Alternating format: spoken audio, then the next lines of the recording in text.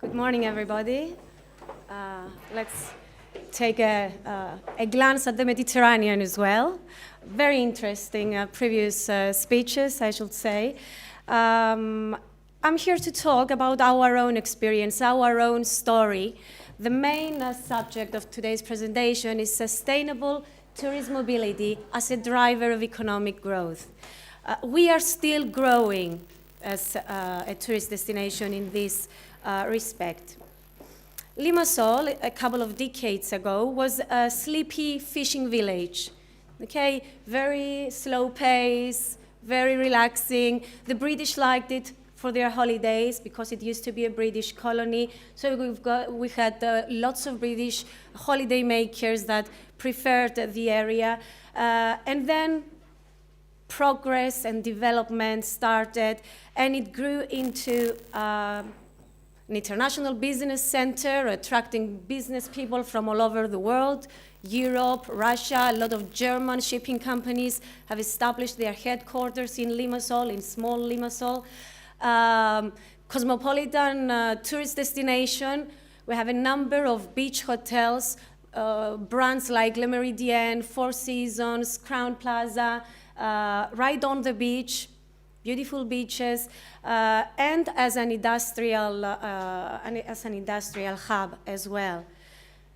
Throughout the years, Limassol has become a major maritime center, the third in the world. Cyprus is the third largest fleet in the world, and I mean, we are so small, you literally need a magnifying glass to see the island on the map. It's the third largest in the Mediterranean and the 10th largest in the world, excuse me. And all this growth and buildings and businesses and services has led us to get carried away and think of the financial opportunities and education and providing better services. And we didn't pay enough attention on sustainability. And that nearly cost us, especially in the tourist industry. Now, the good thing is that people of Limassol came together. We had a number of esteemed business people that came together and formed a company called Limassol Branding Project.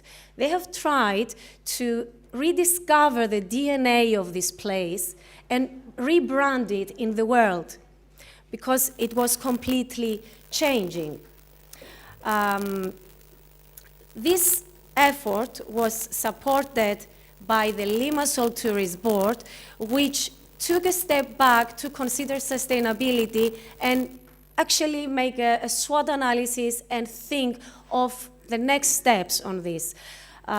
This is one of our newest projects, a 350 million euro project in Limassol. It's the new marina.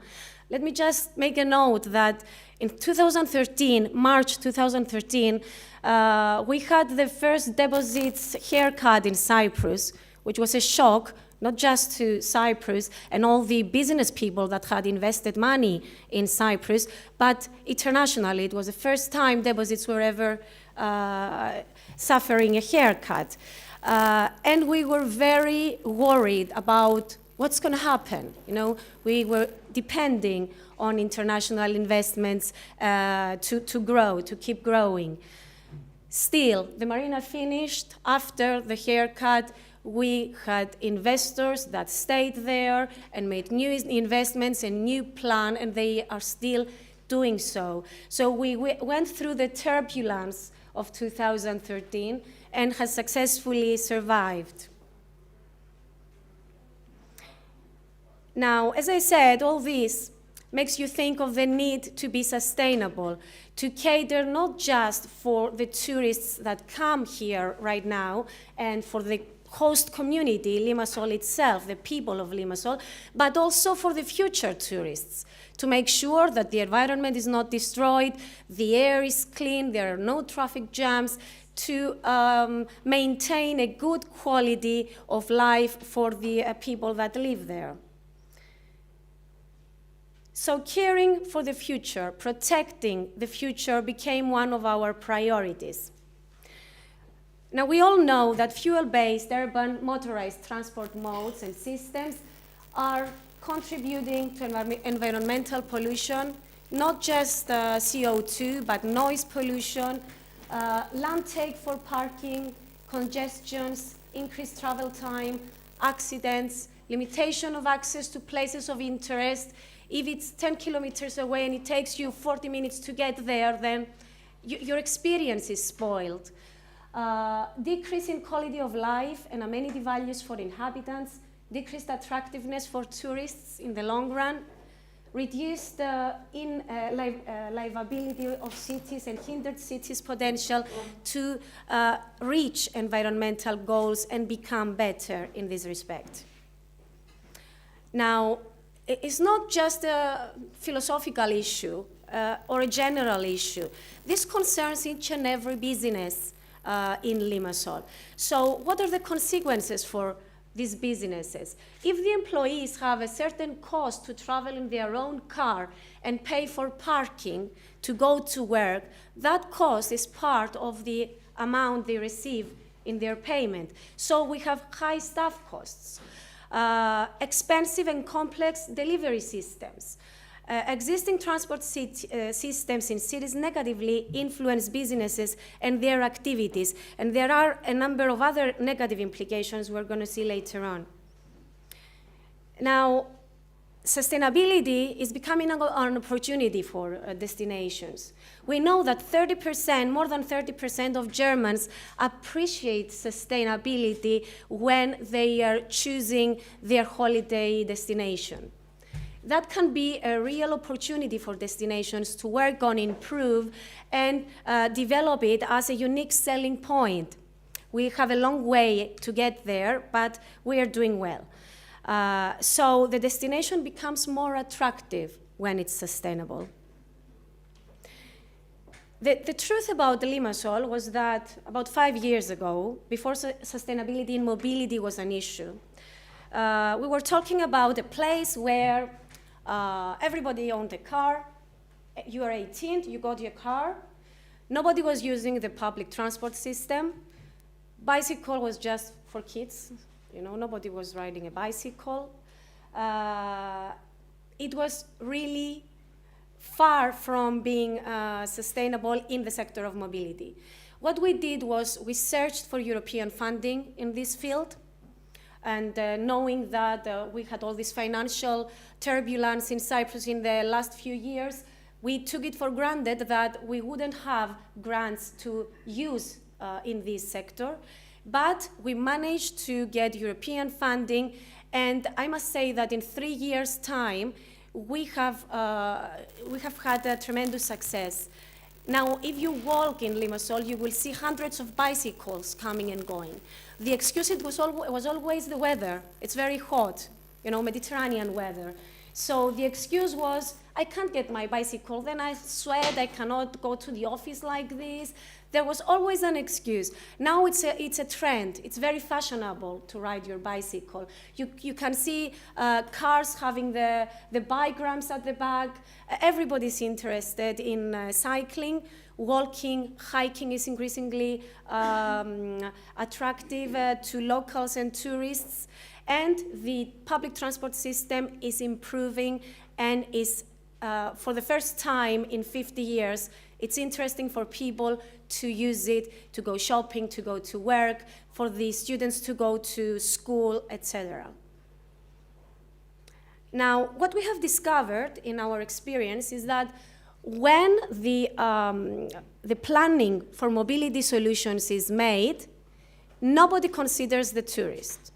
They all think of the inhabitants, how they can get to the hospital using the bus, how they can get to schools, to the shopping areas. Nobody thinks of connecting the tourist area with places of interest, connecting the tourist area with the old town.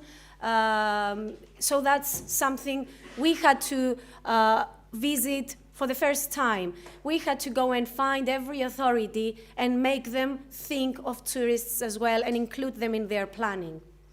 Many tourist regions face seasonal peaks in demand for transport services. Even though we have mild weather 12 months a year, we can say that the high season is May to end of October. And that's when we have more traffic congestions, more cars in the streets because of the rented cars, etc. Now, after our Seymour experience, Seymour is the European project we became partners of and made it possible for us to carry out a number of measures and see very good results. One of the outputs was to create information about mobility options.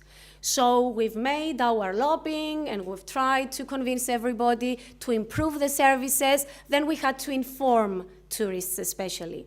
So we created a mobility guide explaining how to get to a museum using the bus, how to get to a place of interest using the bicycle, how to combine all these modes, and how to use some of these to enrich your experience, like following a cycling route and get out of the route to visit an ancient church, for example.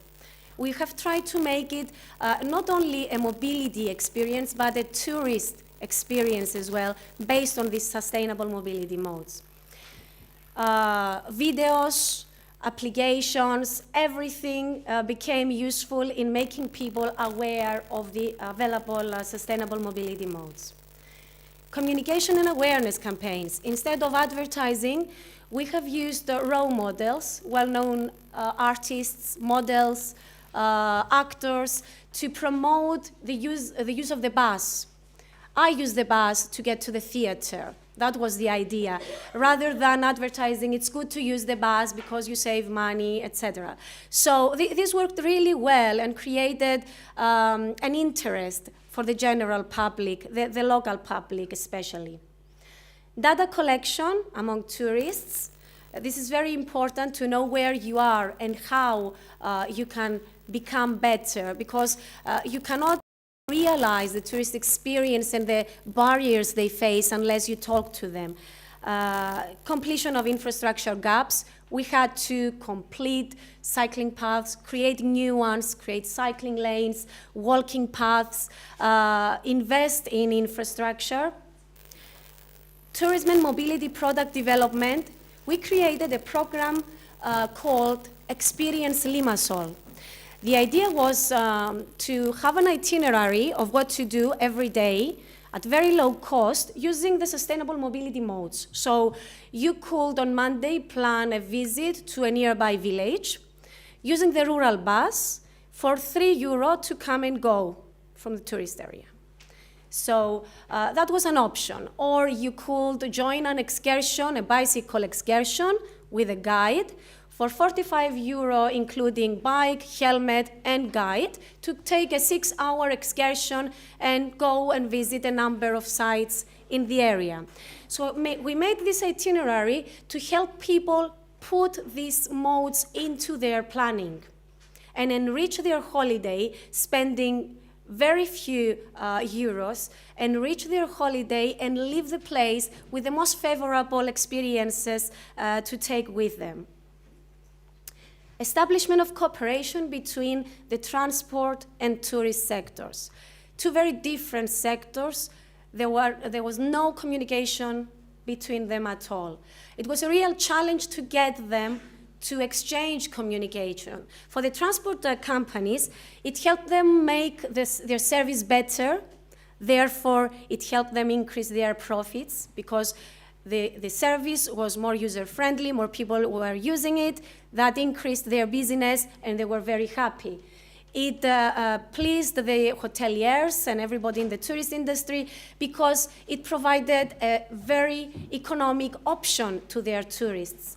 So instead of traveling from the airport to the hotel, and then when you leave back for a total of €120, you could pay €18 for both routes and take the bus, the airport shuttle. This made the hoteliers happy because the total cost of the holiday was going down. Plus, people that wanted to spend that amount of money in their holidays could spend it to make something really interesting, to try a new activity or enjoy something, a luxurious dinner or spa treatment, you know? So they could live happier with the use of these services. Cooperation with hotels, tourist attractions, and transport companies was essential. Web travel planners tailored to leisure trips were made. Applications were available for people to plan their trip, their timing, their cost, to help them make the decision to use these modes.